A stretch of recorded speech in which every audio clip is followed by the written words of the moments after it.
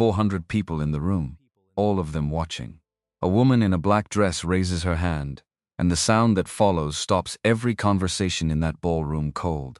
Not a gasp, not a shout. Just one sharp crack, cutting through 400 people performing happiness, and then 3 seconds of total silence that feels longer than 3 seconds ever should. The man standing there doesn't move, doesn't flinch, doesn't reach for his face. He reaches into his pocket, not for a phone, not for keys. Something smaller, something he'd been carrying all evening, waiting for exactly this moment. He sets it on the table beside him, quietly. The way you set down something you've been holding for a very long time. The woman who slapped him is already turning away. The man beside her is smiling. Neither of them knows what's walking through the doors behind them. Neither of them knows who he actually is. My name is Anthony Wilson. I worked in internal controls at Meridian Solutions, a mid-sized tech firm headquartered in Atlanta, Georgia. My title was Senior Internal Controls Specialist. No assistant. No corner office with a skyline view. Just a desk near a window that faced the parking lot. A monitor I'd had for 6 years. And files I read more carefully than anyone in that building believed necessary. That last part mattered more than it sounds. The night my wife slapped me in front of 400 people, every single one of them believed they knew exactly who I was.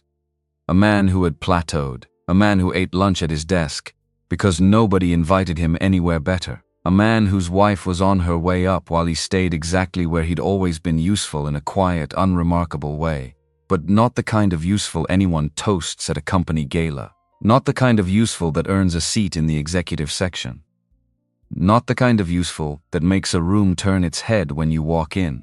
They believed all of that because that was exactly what I had designed them to believe. Denise stood across from me in the black dress she wore for occasions that mattered to her, the long one with the low back. She'd spent 2 hours getting her hair right.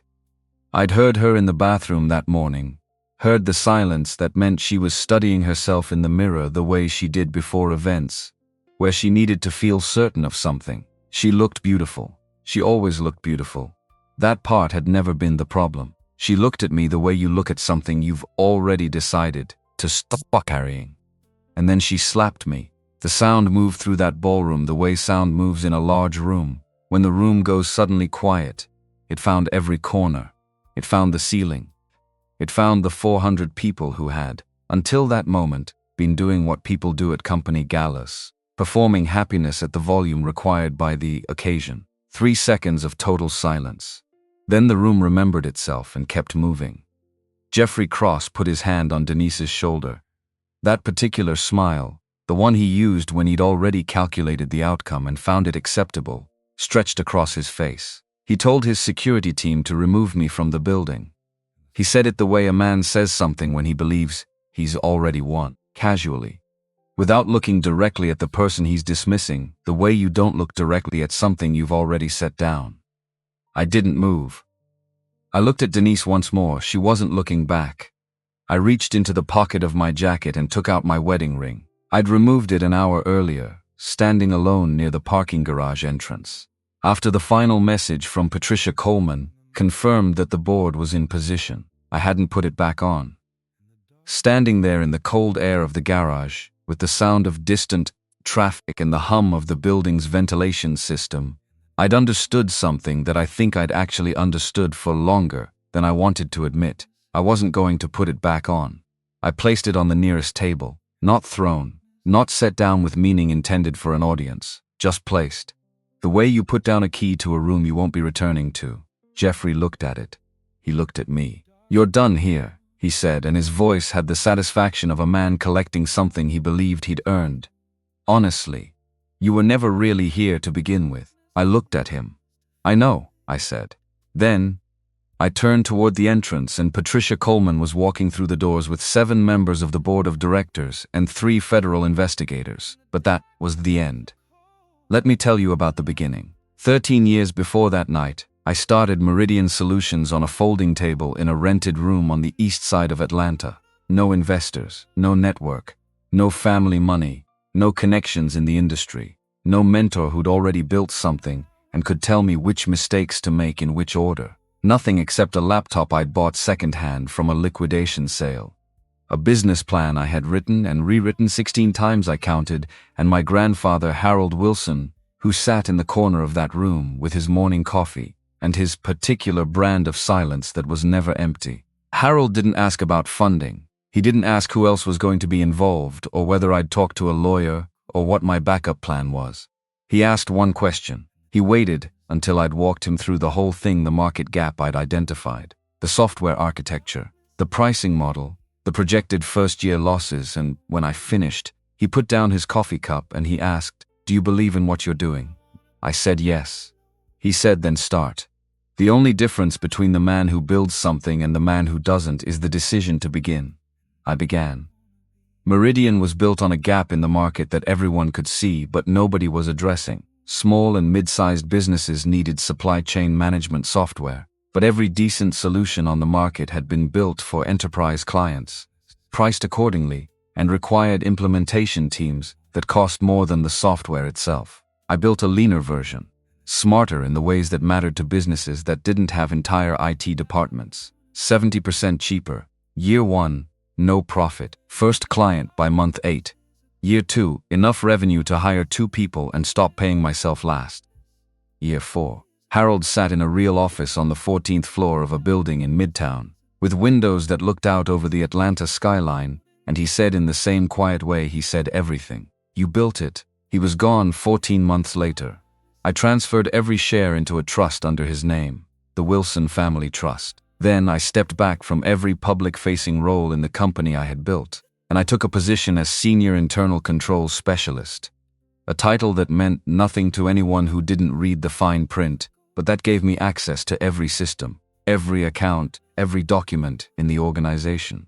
The reason was simple, and I'd thought it through carefully before I did it. I had watched enough companies from the outside, from the inside, through the financial records. I'd spent years learning to read the way other people read faces, as that the most dangerous thing that happens to a successful organization isn't competition or market shift or bad strategy. It's the distance between what leadership forms for the boardroom and what they actually do when nobody with real authority is watching. I had built Meridian to be a certain kind of place. I wanted to know if it actually was. Patricia Coleman was the only person inside the company who knew what I was. We'd worked together before Meridian existed. She'd been the CFO at the first company I ever audited. Back when I was 26 and trying to understand how financial fraud actually worked in practice rather than in textbooks. She had a mind that moved through complexity, the way certain people move through crowded rooms, without visible effort, without disturbing anything unnecessarily, arriving exactly where she intended to be. When I needed someone to run the public face of Meridian, she was the only person I considered. We had an encrypted communication channel that we checked twice a day. A clear agreement. She ran everything external. I watched everything underneath. Neither of us acknowledged the arrangement in any official setting. Ever. It worked for 9 years. Then Jeffrey Cross was appointed executive vice president. I met Denise at a small dinner party 4 years before Jeffrey ever walked into a Meridian conference room.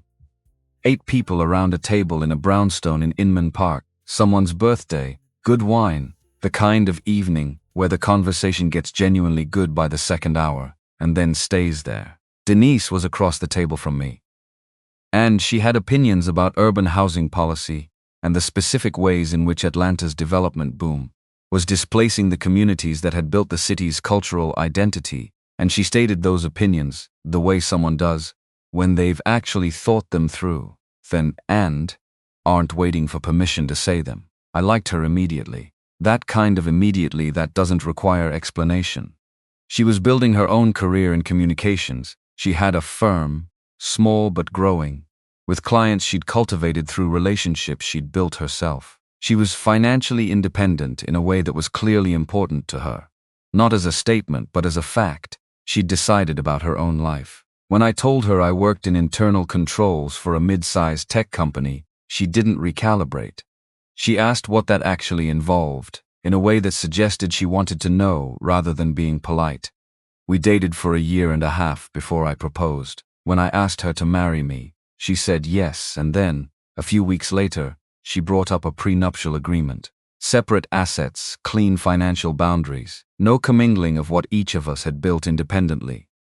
She said it clearly and without apology, which I respected. I signed without negotiating a single term. The first 2 years of our marriage were genuinely good, the kind of good that you don't understand the value of until you're on the other side of it. Looking back, trying to locate the exact moment the good began to require maintenance instead of just existing. Then Denise was hired into the communications department at Meridian. I didn't engineer that. She applied, she interviewed, she was the strongest candidate. I wasn't in the hiring loop and wasn't asked for input. She took the job because it was a strong career, move larger platform, better resources, the kind of institutional credibility that could open doors for her own firm when she was ready to move on. The change didn't happen overnight. That's the thing about erosion. It doesn't announce itself. You don't feel the edges giving way while they're giving way. You feel it later, when you reach for something that used to be there and find the ground has shifted while you weren't watching. She started coming home later. Not dramatically later, 20-30 minutes, occasionally an hour. She started talking about work with a specific kind of energy she hadn't had before. A charge in her voice that I recognized as the way people sound when they're being seen by someone they want to be seen by. She started measuring things, dinner parties we attended, vacations we talked about taking, conversations at her office versus conversations at home. The name Jeffrey Cross came up for the first time about 6 months after she joined Meridian. Jeffrey handled the Waverly account beautifully. I think I'm going to learn a lot from watching how he operates. I nodded, said something, didn't think much of it. 3 weeks later, Jeffrey gave a presentation this morning. You could feel the room shift the moment he started talking. That kind of presence, you can't teach it. A month after that, Jeffrey offered to put my name forward for the director track. He said he sees potential in how I think about narrative framing, and somewhere in there I can't locate it precisely, because it happened the way everything that matters happens, gradually, and then all at once she started mentioning the car I drove. The 2017 Camry I'd bought because it was reliable and I didn't see a reason to spend money on a status signal when the car functioned perfectly well. She'd mentioned it once, lightly, and I'd let it pass. Then she mentioned it again. Then there was the question, framed as curiosity, about whether I'd ever thought about moving up in my department. And the comment about how it seemed like the same people stayed at the same level at Meridian for years, while others moved forward. I heard all of it. I didn't say anything yet. The discovery happened on a Tuesday afternoon that felt, in the moment, entirely ordinary. Quarterly review. The part of my job that involved going through every active vendor contract in the system, confirming that the numbers matched the documented services, that the approval chains were intact, that nothing was sitting in an account that shouldn't be there. It was the least dramatic work I did. It was also, I had learned over a long career of doing it, the most important. 16 contracts flagged, all of them consulting agreements, all of them processed through a subsidiary account, that Jeffrey's division controlled an account that had been separated from the standard payment infrastructure. 8 months earlier, at Jeffrey's request, on the grounds of streamlining payment processing for specialized services. All of them with companies that, when I searched them through the usual databases, had no verifiable digital presence, no registered office addresses, no portfolio of work, no industry presence of any kind. The payments had been structured with care. Each individual transaction sat below the threshold that triggered automatic secondary review. But in aggregate, over 18 months, they added up to somewhere between $35 and $40 million. I pulled every document twice. Then I went through the subsidiary account transaction history from its creation, reconstructing the full timeline. Then I contacted Patricia. Level of certainty? She asked. We communicated in short sentences when the situation called for it. High enough to need a second set of eyes, I said. Not yet high enough to move. 48 hours, she said. 2 days later, there was a knock at my office door.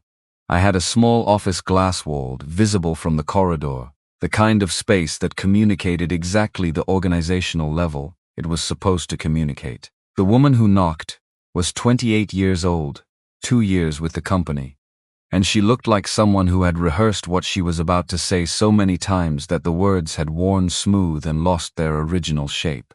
Her name was Ashley Brooks. She sat across from my desk and placed a manila envelope on the surface between us without speaking first. She looked at it for a moment. Then she looked at me. "I copied these 3 weeks ago," she said. "I've been trying to decide whether to come here ever since." I didn't touch the envelope. "What changed your mind?" She was quiet long enough that I understood the quiet was the answer. "Finally, my mother is sick. I can't lose this job. I want you to understand that I know exactly what I'm risking by sitting in this chair." She met my eyes. "But I haven't slept properly in 3 weeks." And I decided that had to mean something. Inside the envelope were printed records of wire transfers. 11 of them matched the phantom vendor contracts I'd already identified. There were also 2 internal emails between Jeffrey's executive assistant and the accounts payable team, confirming payment processing for invoices that corresponded to no documented work anywhere in Meridian's project management system. Ashley told me about the 2 employees before her. One had raised a question in a team meeting, a straightforward question about a discrepancy she'd noticed in a subsidiary account. She'd resigned within 2 weeks, under circumstances that Ashley described carefully, using the word pressure 3 times. The other had been placed on a performance improvement plan within 7 days of flagging an anomaly to her direct manager, a manager whose position reported up through Jeffrey's organizational chain. "The communications department is used to redirect attention," Ashley said. "Every time there's a quarterly discrepancy that might generate questions, that same week there's a press release. New initiative, new partnership announcement, something that gives people something to talk about instead of looking at the numbers." She paused. "Your wife signs off on all external communications." I walked her out. I told her I would handle it.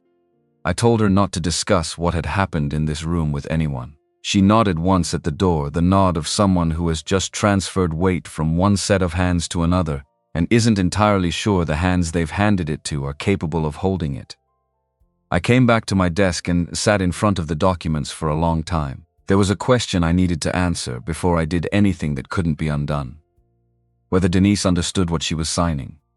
There were 2 possible answers. The first, she signed because she trusted Jeffrey and didn't read carefully enough to understand what she was authorizing, which would mean she was being used, and I needed to protect her before this broke open. The second, she knew, or she suspected, and had made the choice not to ask, which meant the past 8 months, the car comments, the pointed questions about my career, the evenings arriving home charged with a kind of energy that wasn't mine, meant something entirely different from what I'd been telling myself they meant. I needed to find out which answer was true before I made a move I couldn't take back. That evening I asked Denise about Jeffrey. I kept it casual. I mentioned I'd come across his name in some internal paperwork and was trying to get a clearer sense of his role in the organization. "Professional curiosity," I said. She put down her fork. The silence that followed wasn't the silence of someone thinking. It was the silence of someone recognizing a territory they've been waiting to be challenged in. "Why are you asking about Jeffrey?" The question came out with a precision that told me she'd thought about a version of this conversation before. "Professional curiosity," I said again. "You don't have professional curiosity about people above your pay grade." Her voice had an edge. I knew the edge that meant she was about to say something she'd been holding back. "You never have. I think he might be involved in something that could affect you," I said. "I need you to be careful about what you sign without reading it fully." She stared at me. The stare lasted long enough to become something else. "You're serious, yes." "Anthony." She set her fork down, and this time it wasn't set. It was placed with the careful deliberateness of someone controlling the thing they most want to throw. "Jeffrey Cross has done more for this company in 3 years than most people accomplish in 10. He's recognized for it. He's being considered for the top position when the board reviews leadership next quarter. And you review spreadsheets." She pushed her chair back from the table. Not dramatically. The opposite of dramatically, with the exhaustion of someone who's been having a version of this argument that in their own enough that saying it out loud feels less like confrontation and more like relief. "Please don't make this into something it isn't." She went to bed. I stayed at the table. I sat there for a long time after the bedroom door closed, in the quiet of a house that felt different than it had, at dinner smaller somehow, or more precisely divided. The way a space that has always been shared begins to feel when you become aware that one person in it is already somewhere else. I wasn't angry. I want to be specific about that, because anger would have been simpler. What I felt was the particular heaviness of beginning to understand something you've been not quite not understanding for months, the weight of a door you haven't opened yet, but whose shape you've been reading through the wall. The next morning I found it. The security system logged an anomalous access session at 11:47 p.m. the previous night. Device, a laptop registered to Denise's company profile. The connection had been made through credentials cached during a shared login 2 weeks earlier an evening, when Denise had used my laptop at home while I was signed into the company system. Jeffrey's IT director, a man who held his position because Jeffrey had advocated for his appointment 14 months ago, had extracted those cached credentials and used them. Not Denise directly. Jeffrey, through the infrastructure he controlled, through the subordinate who owed him the role. Whether Denise had known that pathway existed, that question I still couldn't answer. 14 folders had been accessed. 2 had been copied to an external location. I didn't confront her. I sat with that information for 3 hours, examining what it did and didn't prove. Then I contacted Patricia. Full backup protocol on every device in my office, I said. Anything accessed from this point forward backed up to the board server in real time. Already done, she said, as of 11 minutes ago. I closed my laptop. I looked at the ceiling of my small office, with its view of the parking lot below, and I thought about why I had built Meridian the way I had. Ashley Brooks had spent 3 weeks not sleeping because she was the only person in the organization willing to carry what she'd found, and the machinery I'd built to protect people like her had. Instead, it's been turned against her. Jeffrey Cross hadn't built that machinery. He had identified it, mapped its weaknesses, and positioned himself at its center. He'd done what people like Jeffrey do, found the dark corner of the structure and built his operation there, in the space between the written policy and the actual practice, in the gap between what the organization claimed to be and what it was when no one with real authority was watching. That was exactly what I had designed my whole arrangement to prevent. I had been right about the company. I had been wrong about my marriage. And I was beginning to understand that those two things might not be as separate as I had been treating them. I wasn't ready to say that out loud yet.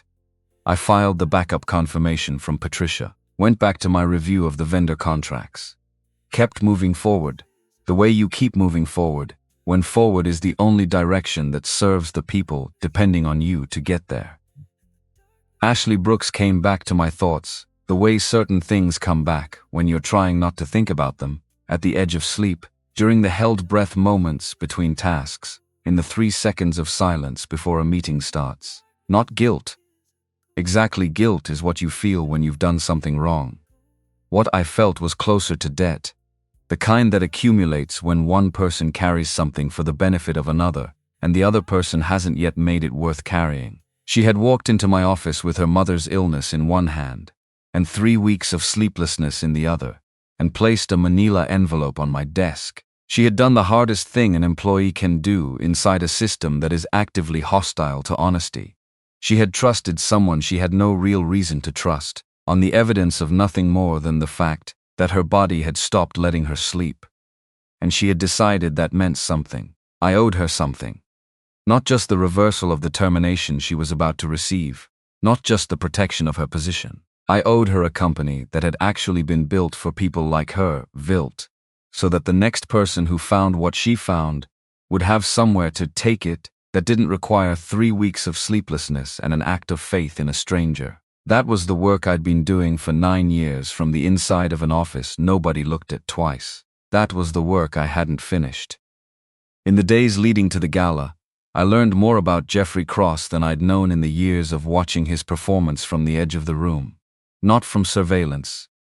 I learned it from the records, from the documents that told the story of how a man decides, incrementally, that the organization he works for exists to serve his interests, rather than the other way around. How that decision gets made in small steps, each one reasonable seeming in isolation. A subsidiary account for efficiency, a procedural exemption for streamlined payment, an IT reorganization that happened to position a loyalist at the intersection of the systems most useful for concealing financial movement. Jeffrey Cross was not a man who had arrived at Meridian already corrupt. He was a man who had arrived talented, ambitious, and gradually discovered that the structure rewarded a particular kind of performance while leaving the underlying machinery unwatched. He had found the gap between the map and the territory, and he had built in the gap. The thing about people who build in gaps is that they become structurally dependent on the gap remaining. Every successful concealment requires the next one. Every person whose question gets buried creates the necessity of burying the next question. The architecture of concealment is self-perpetuating. It requires maintenance. It requires victims. Ashley was the third. The two before her had been removed with less visibility, one through social pressure, one through the weaponization of the performance review process. Ashley had been harder to reach because she was better at her work, more careful in how she moved, and because she had found documentation more complete than what either of her predecessors had encountered. She had also found me, which Jeffrey had not anticipated. He had not anticipated me because nobody anticipated me. That was, I reminded myself, the entire point. 5 days before the gala, I made 4 copies of the complete evidence package. The first copy went to Patricia Coleman. The second was uploaded to the board's secure server, a server that Jeffrey's IT team did not have administrative access to, because Patricia and I had built that particular wall 7 years earlier as a standard governance measure that nobody at the executive level had questioned. The third copy I prepared for Ashley Brooks. I contacted her through a channel that bypassed the company's internal communication system and told her I needed her to carry something into the gala, not because it was the copy that mattered, but because I knew Jeffrey would move against it the moment he saw it in her hands. The copy I gave her was a clean, external drive containing nothing. I needed Jeffrey to believe it contained everything, because I needed him to destroy it in front of witnesses. I told her to trust me for 30 minutes. I told her nothing was going to happen to her. She said she'd think about it. The fourth copy had been with the FBI's Financial Crimes Division for 3 weeks. I had contacted the FBI not as Anthony Wilson, internal controls specialist, but through the legal infrastructure of the Wilson Family Trust, with the full documentation package. 3 weeks before the gala, the moment I'd confirmed the scope of what I was looking at, the FBI had opened a parallel investigation. They had been building their own case independently. The night of the gala was the date we had agreed upon. Not because it was dramatic, but because it was the moment when Jeffrey would have publicly and irrevocably committed himself to a position from which no alternative explanation was available. A man confident enough to stand on a stage and claim a title he hadn't earned would not be prepared for what came next. 2 weeks before the gala, I had also placed a small audio recorder in the third-floor conference room, a standard precaution. Jeffrey used that space for the meetings he didn't put on the official calendar. I checked the recordings every few days. Most of it was scheduling, vendor calls, the unremarkable administrative texture of a large organization. The file from the evening of Ashley's termination was 43 minutes long. I almost didn't listen to it that night. I sat in my car in the parking garage for 20 minutes before I made myself open the file, because I understood in the way you understand things you'd rather not that whatever was in it was going to change the shape of what I was carrying. And I was already carrying enough. The first 20 minutes were Jeffrey. He walked Denise through the situation with Ashley, the way a very good attorney walks a client through a settlement. Efficiently, without visible emotion, framing each element in the language most useful to the outcome he wanted. Ashley was described as a liability. Her termination was a necessary correction. My involvement in the internal audit was a problem that would resolve itself. And then he made the offer. After the gala, once his appointment as CEO was formalized, he would move Denise into the Director of Communications role she'd been working toward. He left the room. Denise made a phone call. I almost stopped the recording. I had my hand over the button, my thumb pressed against it, sitting in the dark of the parking garage, with the ventilation system running above me and the distant sound of traffic from the street below. I already knew. Had been knowing in the way you know things you haven't let yourself fully look at, for longer than I wanted to calculate. I didn't stop the recording. Denise's voice through the speaker. She was tired. Not the kind of tired that sleep fixes, the kind that builds in layers over time and becomes indistinguishable from the person carrying it. She was tired of coming home to someone who had never wanted more than what he already had. Tired of walking into rooms where people asked about her husband, and she had to find a way to make internal controls sound like something. Tired of being the only person in the marriage who seemed to understand that the world measured people by what they built, what they earned, what they were visibly seen to have accomplished. Anthony is good, she said. She said it the way someone says something true that has become, in the saying, a kind of resignation. He's genuinely a good person. A pause. That's just not enough anymore. I've spent 6 years trying to want what I have. I don't want it anymore. I'm done pretending. The person on the other end asked what she was going to do. After the gala, Denise said, "Jeffrey will make the announcement, and then I'm going to ask Anthony for a divorce. I don't want to keep wasting time." The recording ended. I sat in that parking garage for a long time. I want to be honest about what I felt, not the version that sounds like strength, but the actual version. It wasn't rage. It wasn't even grief. Not yet. Not in the form grief eventually takes when it has time to settle into its full shape. It was the stillness that comes when the last small possibility that you were wrong closes. When the thing you've been sensing at the edges of every conversation, every evening, every small moment of distance, becomes a fact. When what's left is just the truth sitting quietly in front of you, waiting for you to stop managing around it and look at it directly. She wasn't leaving because Jeffrey had manipulated her. Jeffrey had given her a cleaner exit, a more flattering story, a version of the decision in which she was being pulled towards something rather than walking away from something. But the decision was hers. It had been forming for a long time before Jeffrey Cross ever said her name. I sat with that for a while. I let it be what it was. Then I started the car, drove back to the office, pulled up my audit files. The one thing I allowed myself, before I got back to the work, was a moment with the photograph I kept in the bottom drawer of my desk, not displayed, just kept. Harold Wilson, younger than I ever knew him, standing outside the shop where he worked for 30 years, in his work clothes, with the quality of stillness he had in photographs, not posed, just present, completely himself, completely unbothered by whether the world could see what he was. The room hadn't seen me, and that was fine. The room didn't need to see me for the work to be real. The people I'd built, Meridian, for the ones who did the honest, unglamorous work of keeping the numbers true, they didn't need the room to see me either. They just needed someone to be there. I put the photograph back in the drawer, opened my files, kept moving. The gala was 9 days away. Now let me tell you what happened in the days before it, because the night at the Marquee didn't begin that night. It began 3 days earlier, on a Tuesday morning, when a termination notice appeared in the internal system at 7:14. Ashley Brooks, effective immediately. Grounds: unauthorized manipulation of financial records and breach of data integrity protocols. I read it twice. Not because I hadn't understood it the first time, because the second read confirmed what the first read had suggested, that this document had been assembled with a specific kind of care. Not the care of accuracy, the care of construction. The timestamps were clean. The access logs were precise. The altered transaction records that supposedly implicated Ashley formed a neat, self-consistent narrative that pointed to her and only her, with no loose threads visible from the outside. Too clean, the kind of clean that takes deliberate effort to produce. Jeffrey Cross had been holding this document in reserve, waiting for the moment he needed it. He'd decided that moment was now. The termination notice had been routed through the communications department for internal distribution. At the bottom, in the signature block, was Denise's name. I sat with that for 60 seconds, not with the goal of feeling anything in particular, just to let the fact land completely before I moved. Then I went to Denise's office. She was on a call when I arrived.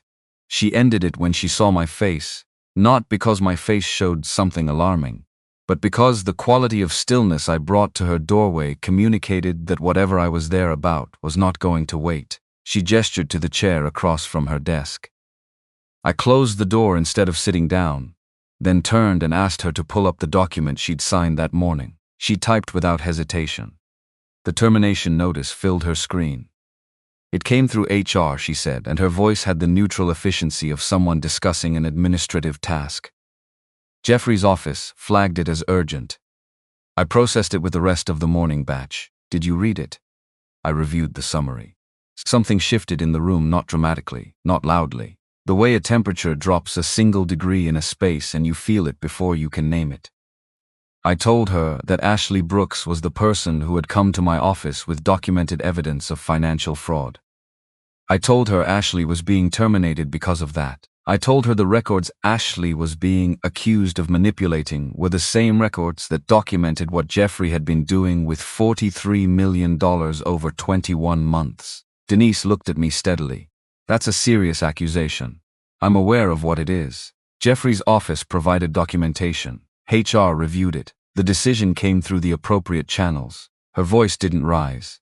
It didn't need to. The weight was in the flatness of it, the tone of someone who has already located the argument they're going to make and is simply delivering it. Anthony, I don't know what you think you've found. I need you to suspend the notice for 72 hours. I don't have the authority to suspend a termination that's already processed. You have the authority to flag it for review, you know that. A silence. Smaller, more considered. And what would I tell Jeffrey's office when they ask why? Not what would she tell HR. Not what would she tell legal. What would she tell Jeffrey's office? There it was. Not a confession. Not evidence of anything except where, in the hierarchy of her considerations, the center of gravity had shifted. The question wasn't about process or protocol. It was about managing the relationship with the person who had promised her a title and a seat at a different kind of table. I left without answering. There was nothing left to say in that room that would accomplish anything except making it harder for both of us to do what needed to be done. I walked back to my office, opened the monitoring dashboard and checked the board server. Patricia had configured automatic mirroring of all access documents from my office files. Everything was there. Everything that Jeffrey's team was about to start deleting was already preserved in a location they couldn't reach. He was about to clean a room with cameras in the ceiling. He just didn't know it yet. That afternoon, Jeffrey moved with the efficiency of a man who had rehearsed the cleanup before he needed to perform it. The IT security team reporting to a director appointed to his position 18 months ago, after the previous director raised a question about subsidiary account access patterns, and was subsequently moved to a role with no system privileges, initiated what the internal notifications described as a routine quarterly systems audit. By 4:45 p.m., the transaction logs Ashley had referenced in her documentation had been overwritten on the primary server. Not corrupted, overwritten cleanly, with a replacement file containing plausible but fabricated data showing normal vendor activity across the same time period. By 6:00 p.m., a new file had been created in my name, backdated 6 weeks. It showed a pattern of access to the financial records now in question: my credentials, my authentication signature, a timestamp placing me inside the documents before Ashley had even flagged them internally. Competent work. Not perfect, I could see 3 technical inconsistencies that a forensic auditor would find within the first hour of looking, but competent enough to create ambiguity. And in legal proceedings, ambiguity is often the only thing you need. I noted the inconsistencies and documented them, added them to the evidence package. Patricia's message came back in 4 minutes. None of this touches the board server. He's rewriting a draft that's already been submitted. The original is preserved with every version timestamp intact. I sent back, confirmed. Still holding for the gala. Your call, she replied. FBI is briefed. Board is assembled. We move when you say. 2 more days. I spent those 2 days doing the work I always did. Reviewing files, flagging discrepancies, writing the quarterly summary that nobody in the executive layer read closely, but that existed in the official record as evidence that the internal control function was operational. I ate lunch at my desk. I drove home in the Camry. I came back in the morning. The ordinariness of those 2 days was not armor, exactly. It was practice.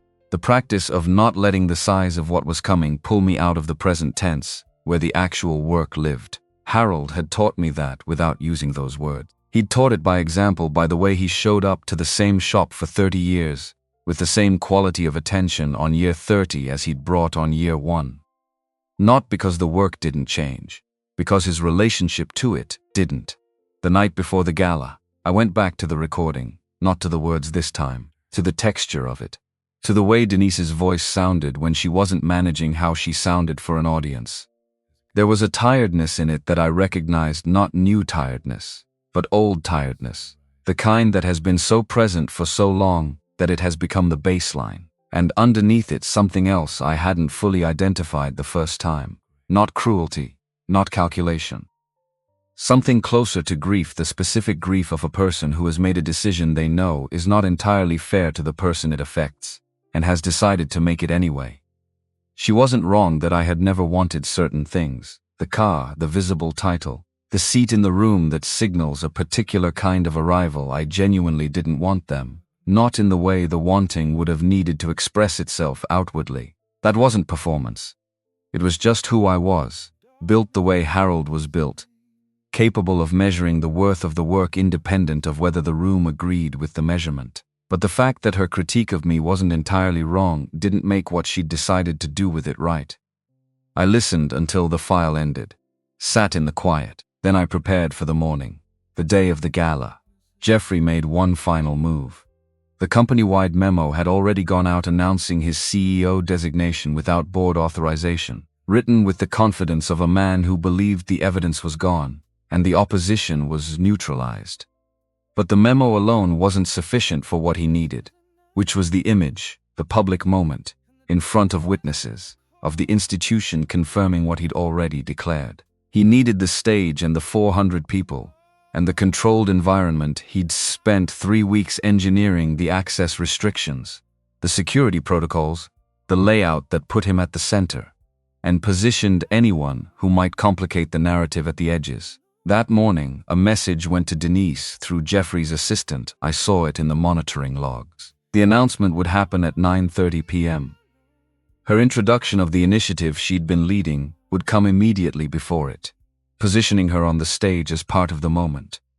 He wanted her ready. He was giving her the role she'd been promised, in advance as payment for what she'd already delivered, which was a path into my files, her signature on Ashley's termination, and the slap, which I understood now, wasn't the unplanned emotional response I'd half suspected. It had been discussed, not in those words maybe, but the logic of the evening had been set up to produce it.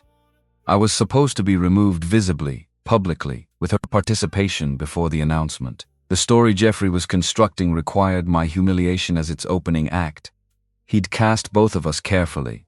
He just hadn't told one of us the full role. I arrived at the marquee at 7 o'clock. 2 hours before the main program. The room was already active: event staff, lighting technicians, caterers moving through the space, with the focused purposefulness of people who had done this specific setup 100 times and didn't need to think about the individual movements to execute them. I walked the perimeter, found my position near the back left wall, close enough to the room to see clearly, far enough from the executive section that I wouldn't create a complication before the moment was right. I checked my phone.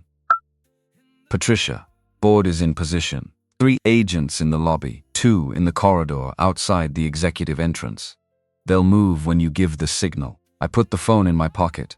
The room filled over the next 90 minutes. I watched it happen, the particular social physics of a large professional gathering, the way people located their clusters, the way the executive section filled with a different quality of movement than the general floor, more deliberate, more conscious of being observed. Jeffrey arrived at 8:15 and immediately began working the room in the way I'd seen him work rooms before, moving with the ease of someone who has already decided the night belongs to them. He was good at rooms. Genuinely, technically good. He moved through the space in a way that made each person he spoke to feel briefly like the most important person he'd spoken to all evening. He was warm in a way that looked effortless. He was funny in a way that made the people around him feel funnier than they were. These were real skills. The fact that they'd been deployed in service of something that was going to end very badly for him did not make the skills themselves any less real. I noted that. I always noted the actual skills. It mattered for understanding how someone had managed to operate the way they'd operated, to see the real abilities underneath the performance. Denise arrived at 8:30. She looked like someone who had made decisions she was committed to. The dress, the stillness in her bearing, the way she moved directly into the executive section without the scanning hesitation of someone uncertain of where they belonged, all of it communicated a version of herself that she had been building toward. I watched her for less than 10 seconds and then looked away. Ashley found me at 8:57. She moved along the perimeter the way someone moves when they know they're not supposed to be somewhere, but have decided the reason they're there outweighs the risk. She appeared at my left without making eye contact and pressed the drive into my palm with a grip that was steadier than I'd expected. "Everything is on here," she said, low, her gaze at the middle distance. "Full transaction histories, the originals before they were overwritten, the complete email chain. It's all there." She believed every word of it. I hadn't told her the drive was empty and I wasn't going to, not yet. I put the drive in my jacket pocket. "You shouldn't be here tonight," I said. She turned and looked at me directly. "Are you actually going to do something? Or am I going to lose my job and nothing happens?" Her voice didn't shake. It had the flatness of someone who has used up their available fear and arrived on the other side of it at something more durable. "Because I carried this for 3 weeks. I need to know." "Nothing is going to happen to you," I said. "Trust me for 30 minutes. The look she gave me was not trust, exactly. It was the look of someone who has weighed the available options and found that trust is the only one remaining, which sometimes looks the same from the outside but feels very different from the inside of the calculation. She nodded, once, and then Jeffrey Cross's voice arrived from across the room, loud, shaped for the space, carrying the timbre of a man who has decided that public is better than private for what he's about to do. He had seen us. He moved across the floor with 2 security team members flanking him and the theatrical precision of someone executing a planned sequence rather than responding to a surprise. His movement was too controlled, too directed, to be reactive. He had anticipated that Ashley might show up. He had prepared a version of this confrontation. The audience was part of the strategy. Ashley Brooks. His voice reached the nearest 50 people without effort. "This is private company property. Your access was revoked upon termination." He turned slightly, ensuring his profile was visible to as wide an arc of the room as possible. "And Mr. Wilson receiving stolen company materials from a former employee under active investigation is going to require a conversation with legal." The room did what rooms do. It stopped what it was doing and oriented itself toward the conflict. The space between us and the nearest bystanders expanded as people stepped back, the instinctive social choreography of an audience arranging itself around a performance it didn't plan to participate in. Denise appeared at Jeffrey's left side. She was looking at me from across 12 feet of ballroom floor with an expression I couldn't entirely decode, something between resolve and a question she hadn't finished forming. Jeffrey leaned toward her slightly. "This is exactly what I told you." Quiet enough that only the immediate vicinity could hear, but not so quiet that it wasn't meant to be heard. "I need you to make clear where you stand."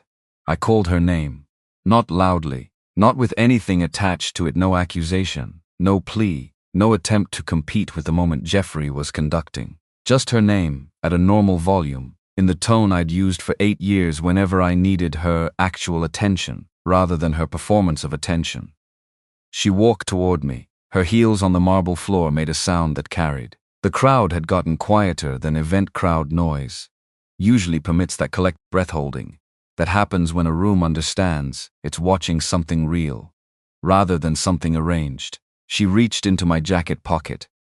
Her fingers found the drive without searching for it. Her eyes were on mine. The expression had resolved into something I recognized as a version of certainty, the kind that doesn't feel like confidence. The kind that feels like having run out of alternatives and accepted the one that's left. She took the drive. I let her. She held it for a moment in her closed hand. Then she looked at me, the quality of actually looking, of all the social management stripped away. Just one person looking at another person they have known for a long time and are about to do something to that they cannot take back. And she slapped me. There's something I've never been able to describe adequately about the sound of a slap in a room that's gone quiet for it. It's not loud in the conventional sense. It's precise. It arrives cleanly, without blur, and it goes everywhere at once. It finds the ceiling, the corners, The people 20 yards away who see the faces of the people closer react before the sound reaches them. 400 people. Not a single one of them moved for 3 full seconds. Denise's hand dropped. She looked at the drive in her other hand. She placed it on the floor between us, not through it. Placed it and took a single step back. Jeffrey moved forward. His heel came down on the drive with the decisiveness of a man who needed the audience to see that he was the one ending this. The crack of the casing, the slight scatter of components across the marble. He straightened, put his hand on Denise's shoulder, told his security team, with a calm that was its own kind of performance, to escort me from the building. I stood completely still. I reached into my other jacket pocket, the left one, which Jeffrey hadn't searched with his eyes because he'd been focused on the right pocket. I took out my wedding ring, not dramatically. The way you take something out of your pocket when you need your hands free. I placed it on the small high table beside me. Not a gesture for the room, a fact for myself. Something true that needed to be made physical. Jeffrey looked at it, then at me. You're done here. You were never really here to begin with. I know, I said. I turned toward the entrance, and Patricia Coleman walked through the doors. She didn't rush. That was the first thing I noticed, the thing that told me, before anything else, that the board had held exactly as planned and every element was in position. Patricia moved through the entrance and across the ballroom floor with the pace of someone who has waited a long time for the right moment and has correctly identified that this is it. 61 years old, silver-haired, wearing a dark suit that she'd worn to exactly this kind of reckoning before. She had the quality of someone who has run enough rooms to know that the room will follow whoever moves, as if they've already decided where they're going. The 7 board members spread out behind her as they entered. No direction given, no visible coordination. They moved to positions around the room's perimeter with the ease of people who have rehearsed something and know their marks. The 3 federal investigators stayed near the entrance. Still, patient, with the quality of presence that federal agents carry in environments they've been invited into, not aggressive, not performative, simply completely prepared. Jeffrey's security team looked at them, then at Jeffrey, then at them again. Nobody moved. Patricia stopped in front of me. She looked at my face, the cheek, the ring on the table beside me, and then she turned to face the room. When she spoke, her voice carried without effort. 50 years of running boardrooms will teach a person exactly how much volume is required to fill a given space, and exactly what register carries authority rather than simply volume. The board of directors of Meridian Solutions recognizes the founder and controlling shareholder of this company. A pause, timed, Anthony Wills.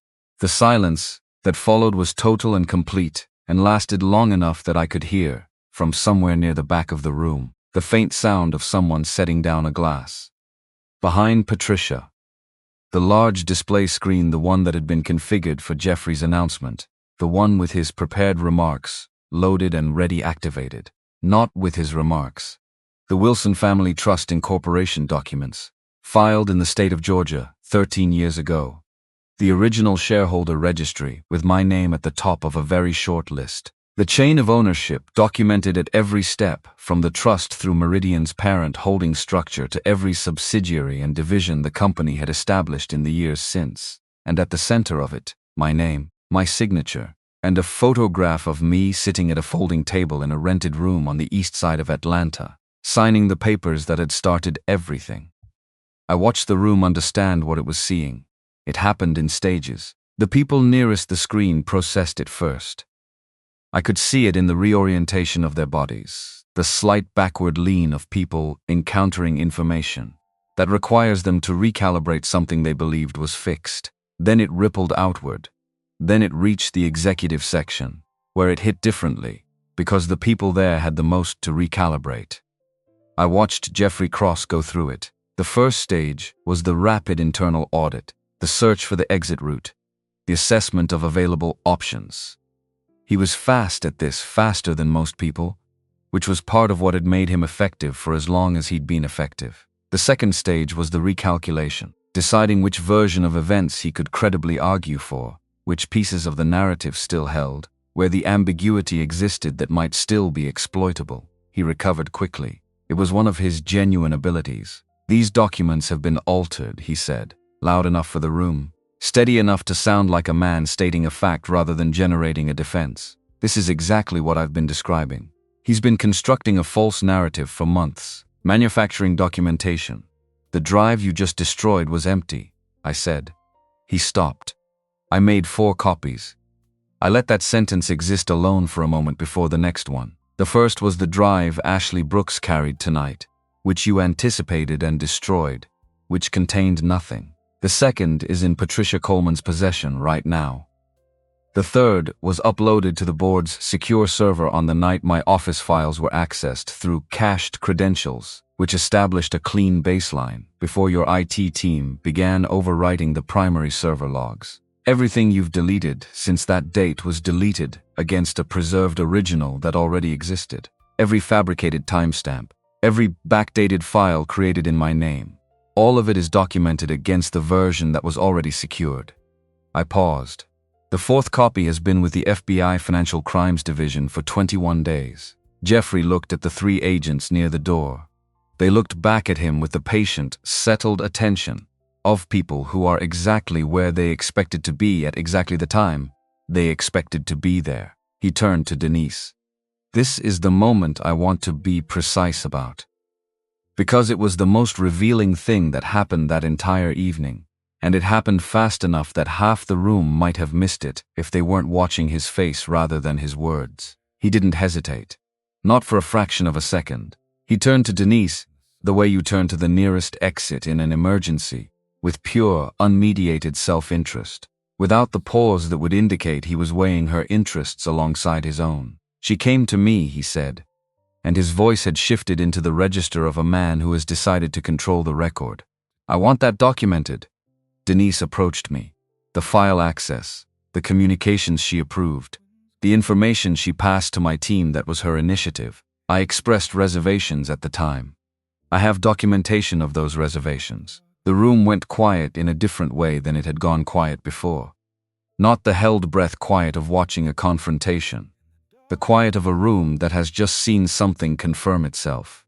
The quiet of recognition. Denise stood completely still. I couldn't see her face from where I stood, but I watched her shoulders. I watched her hands. I watched the stillness that comes over a person's body when the thing they have been moving toward reveals itself to be something different from what they were told it was.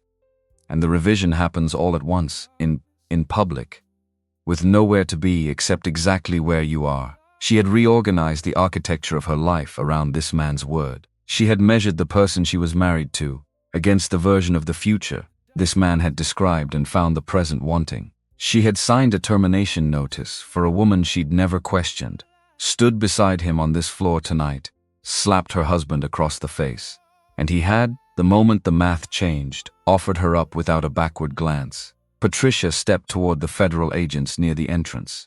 We're ready when you are.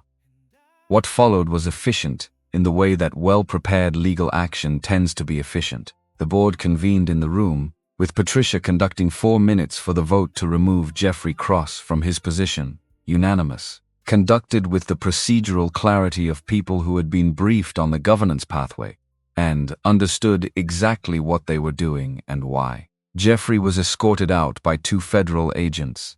He didn't make a scene. People who have spent years managing their image don't tend to make scenes at the moment of their more visible failure. The scene comes later, in smaller rooms, when the audience is gone. He walked out the way he'd walked into the room 2 hours earlier, upright, controlled, except that now the control wasn't confidence. It was the last available performance. The 3 senior managers, who had processed payments through Jeffrey's subsidiary accounts, without flagging them, were placed on immediate administrative suspension. Patricia handled those notifications with the same measured directness. She applied to everything no theatrics, no visible satisfaction, just the clear statement of what was happening and why and what came next. I crossed the room to where Ashley was standing. She had retreated to the edge of the crowd when the confrontation began, and stayed there, near one of the side walls, with her borrowed guest badge still clipped to the neckline of her black dress, watching the board members disperse, with the expression of someone who has braced for a particular kind of fall, and is still waiting to understand that the floor is solid. Patricia joined us. Your termination is reversed. Effective now, I said. You'll be moving into a new role, head of a dedicated internal audit division that reports directly to the board, not to any executive, not through any chain that a single person can compromise. Ashley didn't respond immediately. She looked at Patricia, who confirmed it with a nod. Then she looked back at me. The expression on her face was not triumph. It was not relief in the dramatic sense.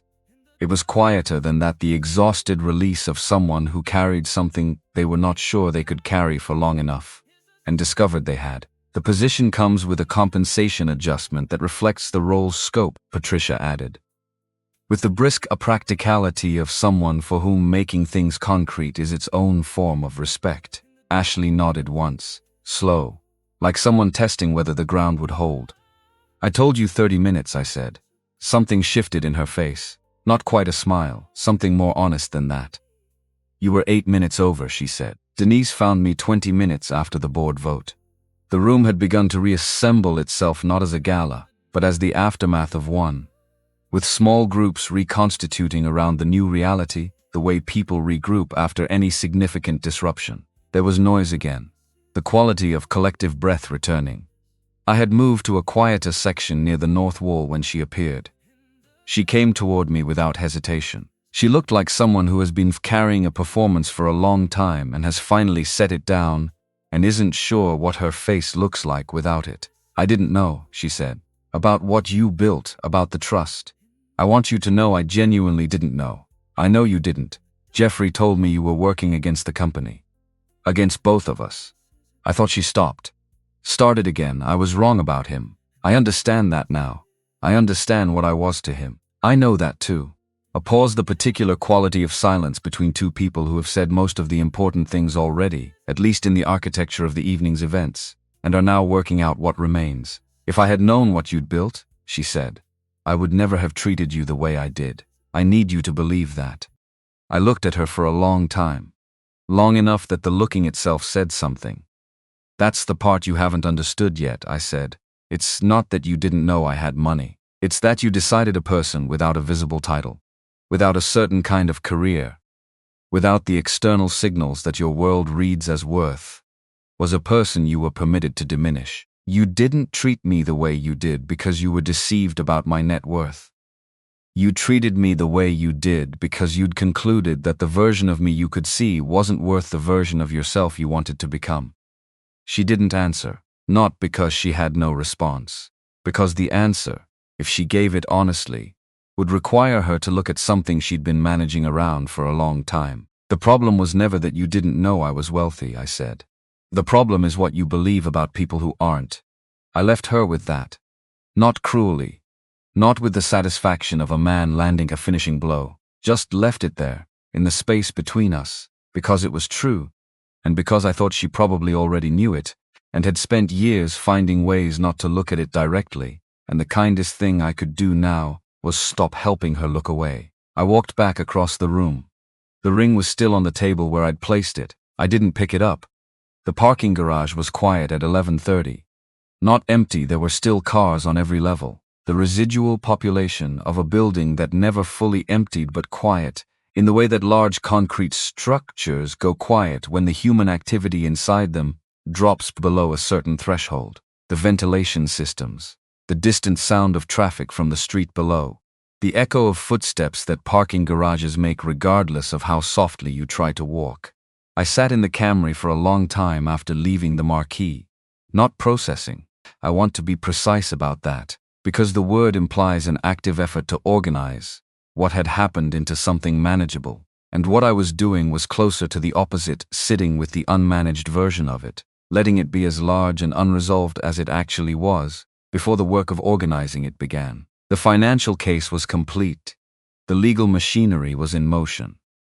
Jeffrey Cross was in federal custody for the night, with a hearing scheduled for the following morning, and an indictment timeline the lead agent had described as straightforward, given the documentation package. Those facts were settled. They sat with a particular kind of weight, not lightness, not victory. Settled. What wasn't settled was smaller, more personal.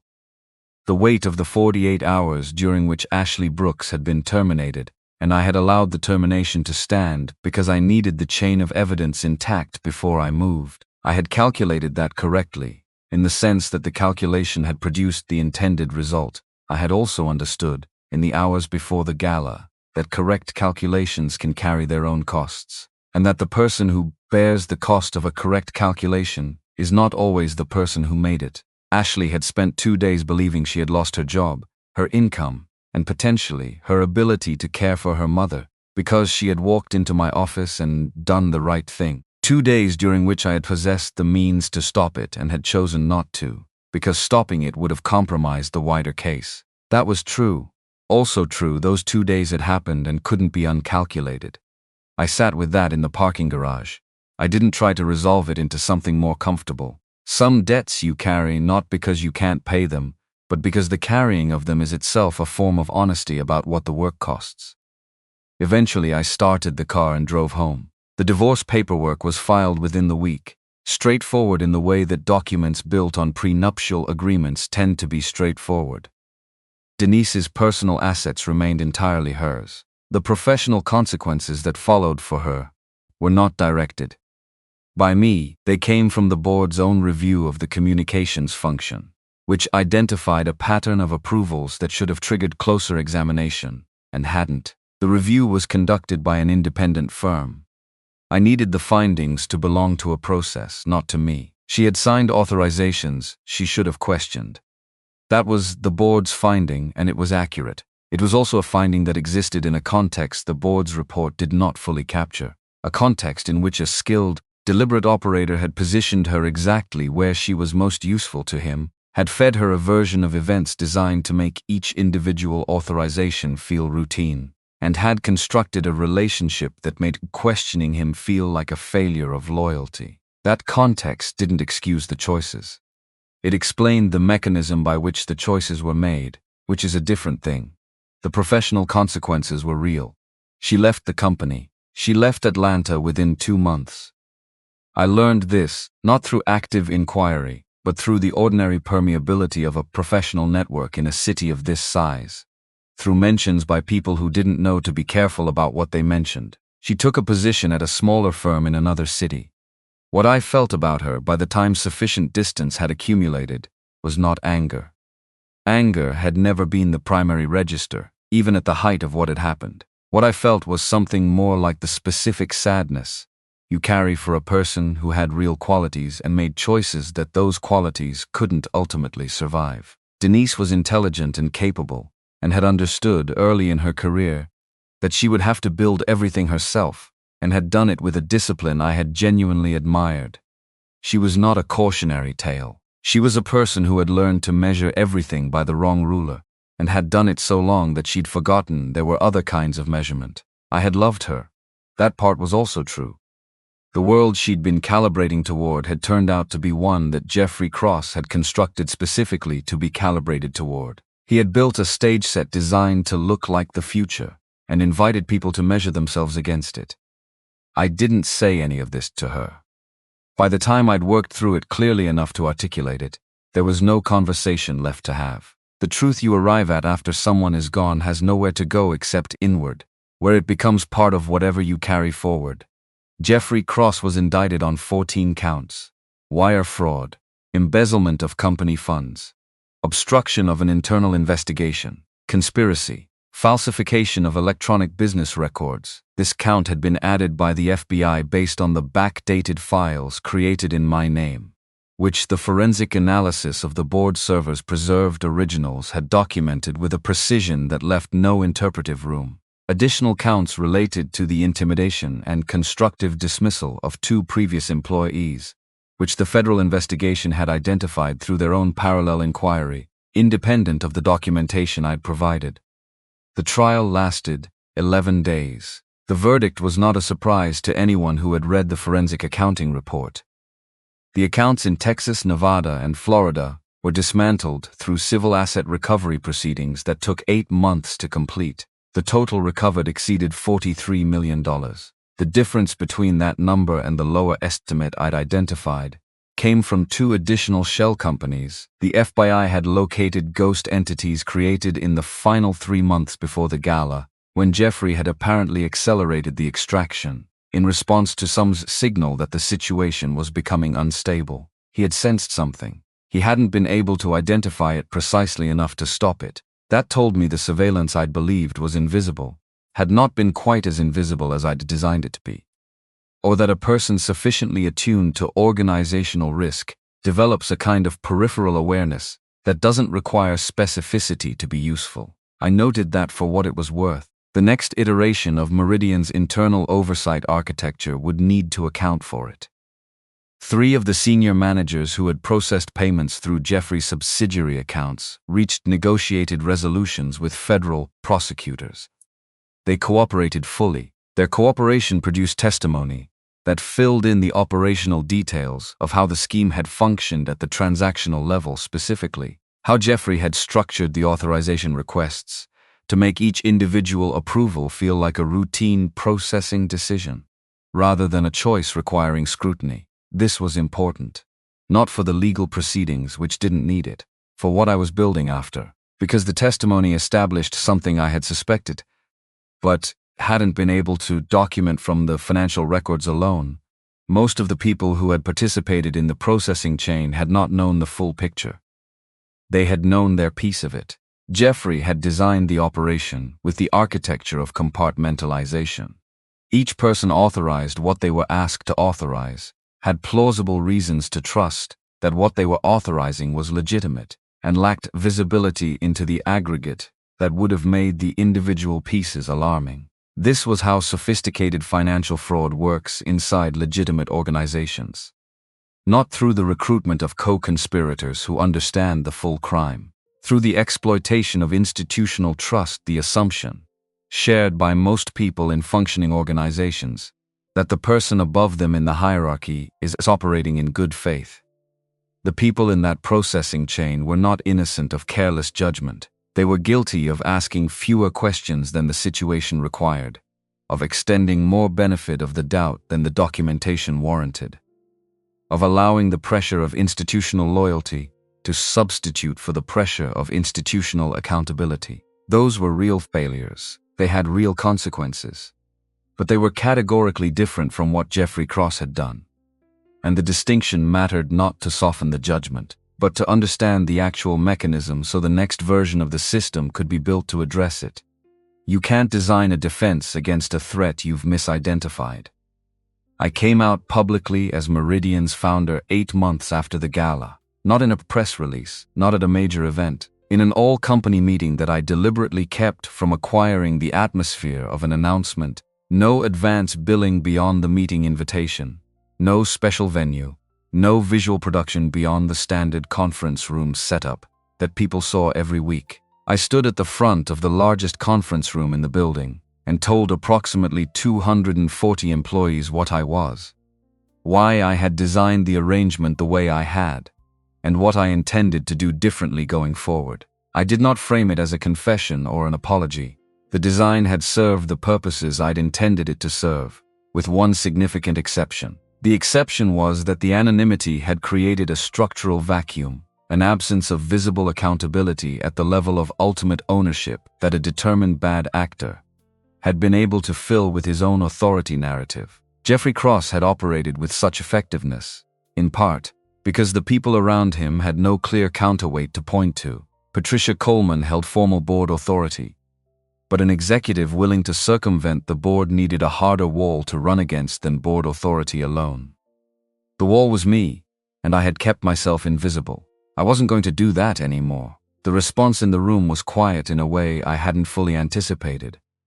Not shocked would have been louder. Something more considered. People who had worked at Meridian for years, who had known me as the person in the internal controls office who read every document twice and asked questions that nobody else thought to ask, were now recalibrating what that presence had meant in the context of the institution. You could watch it happen on faces if you knew what to look for, the small rearrangement of memory, the recontextualization of past encounters, the moment when a pattern that seemed incidental revealed itself to have been structural. After the meeting, several people came to speak with me individually. Most of what they said was about specific moments, a decision that had been made, a process that had functioned well, a time when they had felt, without being able to articulate why, that something was working that in similar organizations had not worked. They weren't thanking me for the architecture exactly. They were naming the thing the architecture had made possible for them, the experience of working inside a structure that actually attempted to mean what it said it meant. I listened to all of it. I did not deflect any of it. That felt important. Accepting the acknowledgement with false modesty would have been its own kind of dishonesty. The performance of humility standing in for the actual consideration of what was being said. What was being said was, the work had mattered. Not perfectly, not without failure. But in the ways it had mattered to actual people in actual daily working conditions. That was what I had built it for. The governance changes came in 3 layers. The first was a whistleblower protection program, built into the foundation of the company's documents, a dedicated reporting channel that did not pass through any management layer below the board, reviewed by an independent legal committee with no reporting relationship to any executive officer, with written protections that made retaliation a triggering event rather than a concealed tool. The person who sits in an office reviewing spreadsheets and finds something wrong now has somewhere to take it that doesn't require them to bet their livelihood on the integrity of the person above them. Ashley had made it to my office. That was an act of personal courage that the system should not have required of her. The program exists so that the next person, the one who finds something 3 months into their first job, the one whose mother is sicker, the one who doesn't have 3 weeks of sleeplessness to drive them past their fear, has a path that doesn't demand the same act of faith. The second layer was the approval structure. Every contract above a defined threshold required 3 signatures from 3 different organizational functions. No procedural exemptions. No subsidiary accounts with single-chain approval authority. The specific mechanism Jeffrey had exploited the exemption he'd requested himself, framed as an efficiency measure, became the case study used to explain why the new structure looked the way it did. The third layer was harder to design than either of the first 2, a real ethics review process, not the kind that produces forms signed and boxes checked. An external consultant spent 6 weeks interviewing people across every level of the organization before designing a single question for the formal instrument. She asked not about policies but about decisions, specific moments when people had or hadn't raised questions, specific experiences of the distance between what the written policy said and what the actual practice was. The first round of results identified specific pockets of the organization where the pressure to move quickly was substituting for the pressure to move carefully, where the default was to trust the person above you rather than to apply independent judgment. Those findings became the basis for leadership development that involved specific managers in specific conversations about specific decisions, not slide presentations about company values, but the unglamorous work of making accountability structural rather than aspirational. I sat in on the training sessions. Not to supervise Patricia ran them with the efficiency she brought to everything, but because I wanted to be visible in the room during the work that mattered most, rather than present only for the results. Small things accumulate, and the accumulation is the culture, and the culture is what either protects people or fails to. Ashley Brooks delivered the opening remarks at Meridian's first annual Ethics Summit the following October.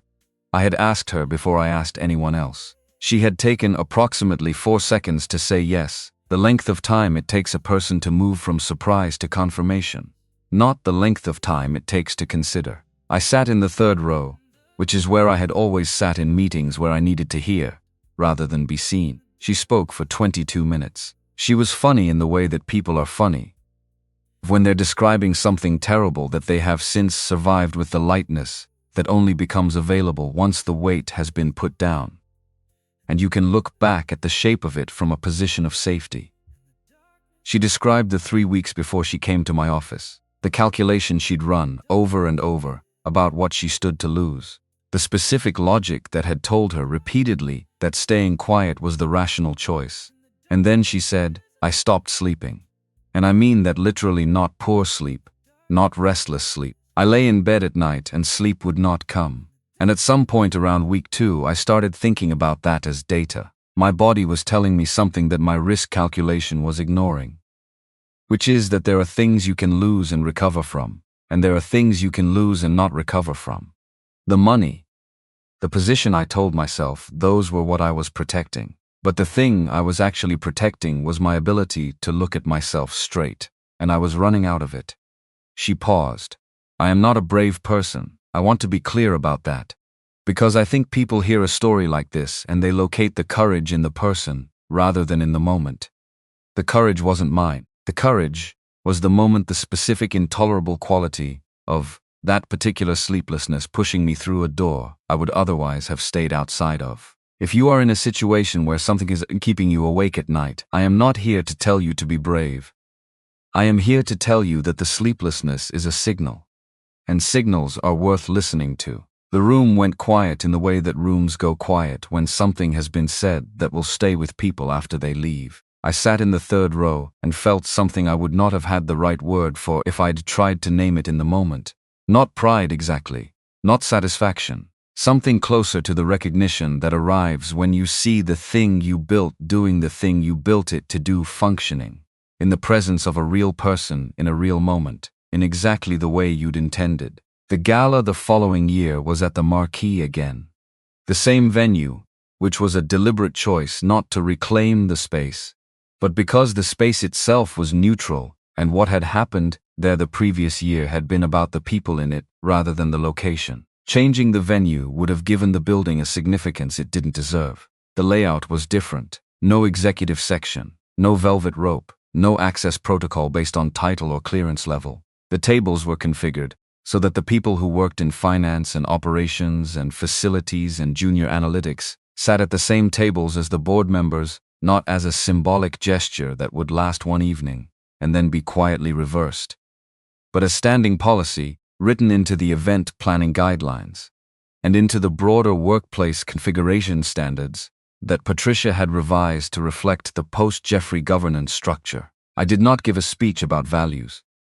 Speeches about values tend to be received by the people in the room who already share those values and slide past the people who don't, which is the opposite of useful.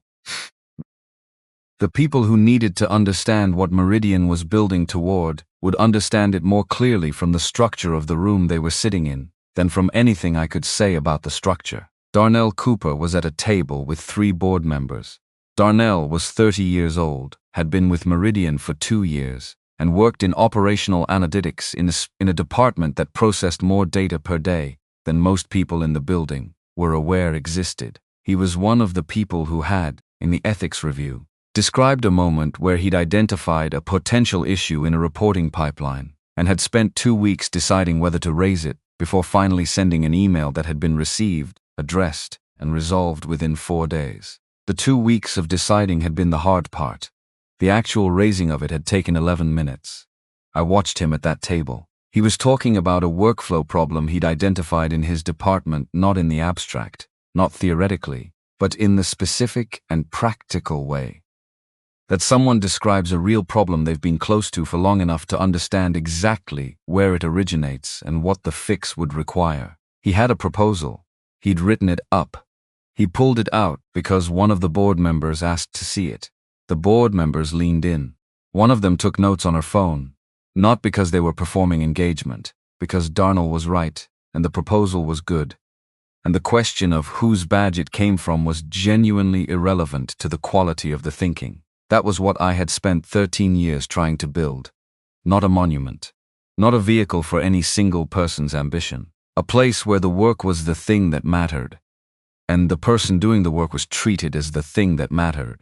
And the distance between those two truths was as small as structure and intention and constant maintenance could make it. There is a night I return to sometimes. Not the gala. A night that came about 6 weeks after everything resolved, when the legal proceedings were underway, and the governance restructuring was in its early stages, and so the daily work of the company had reasserted itself over the extraordinary events that had briefly made the ordinary working invisible.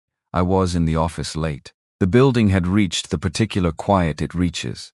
After 9 p.m. the cleaning crew finished, the last of the late workers gone. I was reviewing the first draft of the whistleblower program documentation with the attention that governance documents require. The gap between what a policy says and what it enables is often located in a single word, a qualification that shouldn't be there, a definition that's narrower than the practice requires. Raymond Harris came past the office, 55 years old. He had been working the night security shift at this building for 9 years, which meant he had been here before I took the internal controls role and had been here through every version of what the company had been in the interim. He had never, in 9 years, shown the slightest interest in organizational hierarchy beyond the minimum required to do his job, which was one of the things I'd always respected about him. He paused at the open office door, looked in. "Late night, Mr. Wilson. Late night, Raymond. Everything all right?" I sat with that question for a moment, because it was the simplest, possible version of the question I'd been sitting with for weeks. Whether the things that had been broken were adequately repaired, whether the things that had never been built were now being built, whether the person sitting in this office was the person who should be sitting in it, doing the work in the way it needed to be done. "Yes," I said. "I think everything is all right." Raymond nodded once, the nod of a man who asked a question, received an answer, and found the answer sufficient. He continued down the corridor. His footsteps made the sound that footsteps make in a building that's mostly empty. I went back to the document. I still drive the same car, not because I haven't thought about it, but because the Camry runs and it takes me where I need to go, and its reliability has nothing to do with its cost, which seems like exactly the right relationship for a thing to have with its purpose. I still eat lunch at my desk sometimes, less often than before the company I'm running now. Publicly, with my name on the lobby directory, has a different texture than the company I was observing from the inside of a role nobody paid much attention to. The lunch habits of the person in the lobby directory carry different social weight, and I'm aware of that weight and occasionally choose to put it down. The photograph of Harold stays in the desk drawer. Not hidden. If you opened the drawer, you'd see it, but not displayed. Displayed would make it a statement. In the drawer, it's just there. The way certain truths are just there, available when you need them, not requiring advertisement. Ashley came by my office 3 days after the ethics summit, not to discuss anything specific. She came the way people sometimes come to offices when what they actually want is to be in the general vicinity of something that turned out to be real. She stood in the doorway for a moment and looked at the desk with the stacks of documents, and the monitor that was, in fact, the same monitor I'd had for 6 years. And something in her expression shifted in a way I recognized as the recalibration of expectation against evidence. "You really are the same," she said.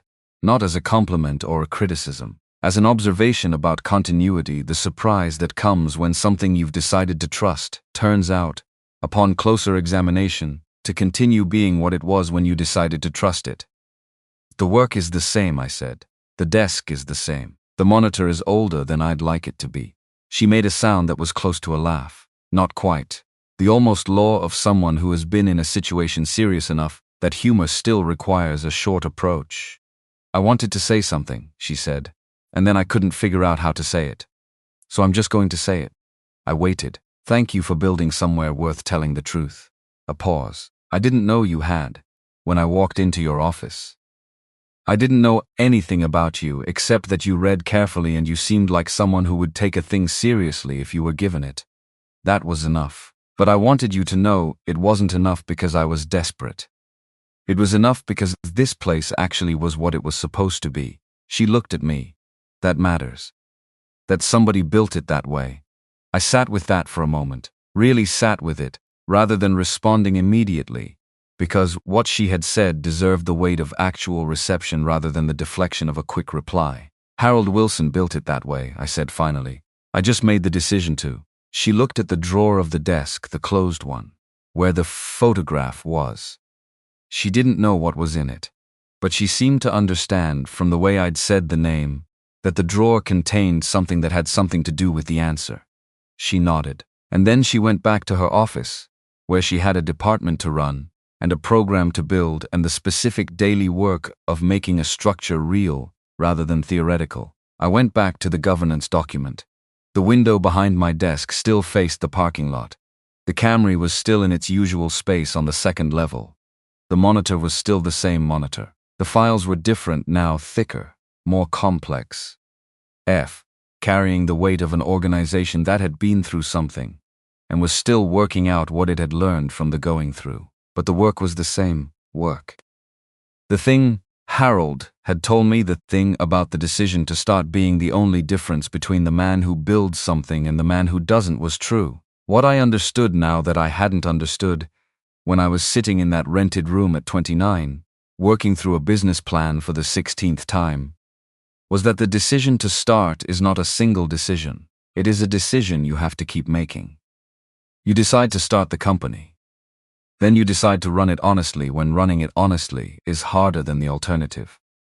You decide to build in the protections that make it safe for people to tell you what they actually see. You decide to stay present in the work rather than retreating into the abstraction of ownership. You decide, when the thing you built has been compromised from inside, to spend whatever it takes to restore it to what it was supposed to be, not what it looked like from the outside, but what it was actually supposed to be in the lives of the people inside it. You decide to start, over and over. Every time the work requires something you'd rather not give. And the thing Harold had not said, the corollary I had been working towards, since I'd put his photograph in the desk drawer and gone back to the files on the night before. The gala was this: the thing you build survives in proportion to your willingness to keep deciding, not your talent, not your resources, not even your intentions, which are among the most overrated contributors to the quality of outcomes. Your willingness to keep deciding day after day that the thing is worth building correctly.